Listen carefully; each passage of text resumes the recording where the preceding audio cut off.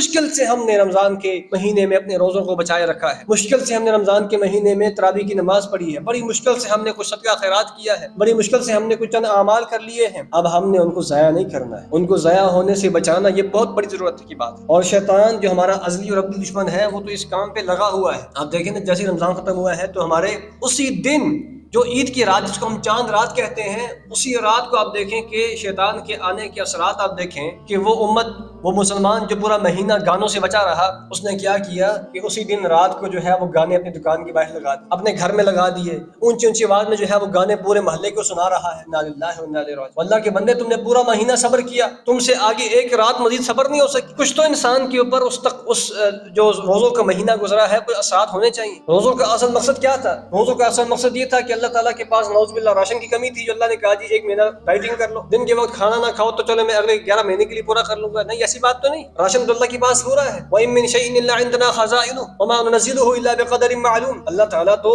اربوں انسانوں کو کھلا رہا ہے، اللہ کے لیے کوئی مسئلہ نہیں ہے راشن پانی پورا کرنا۔ اللہ نے ہمیں بھوکا کیوں رکھا ہے، پیاسا کیوں رکھا ہے؟ لَعَلَّكُمْ تَتَّقُونَ۔ روزوں کا ایک ہی مقصد بیان ہوا ہے کہ تاکہ تم متقی اور پرہیزگار بن جاؤ۔ وہ ہمارا تقویٰ کدھر گیا کہ ادھر سے روزہ افطار ہوا ہے، ادھر سے چاند نظر آیا ہے، اور ساتھ ہی جناب ہمارا شیطان ایسا کھلا ہے اور ہم میں ایسا داخل ہوا ہے کہ ہم نے ہر برا کام کرنا شروع کر دیا۔ بازاروں میں بے حیائی بڑھ گئی، عورتوں کے دوپٹے اتر گئے، عورتوں کے جو ہے وہ برقعے اتر گئے، اور جناب مرد بھی نکل کھڑے ہوئے بازاروں کے لیے اور عورتیں بھی نکل کھڑی ہوئی، اور نوجوان جو ہے وہ وہاں پر وہ دیکھ رہے ہیں، عورتوں کے دیدار کر رہے ہیں، نظارے کر رہے ہیں، اور کیا سے کیا۔ اور عید کے موقع پر پارکوں کے اندر جو ہلڑ بازی اور اسی طرح سڑکوں کے اوپر جو نوجوانوں کے انداز ہوتے ہیں، انا للہ و انا الیہ راجعون۔ یہ مسلمان ہیں، یہ انہوں نے رمضان گزارا ہے، یہ کہہ سکتے ہیں کہ رمضان کا اس کے اوپر کوئی اثر ہوا ہے؟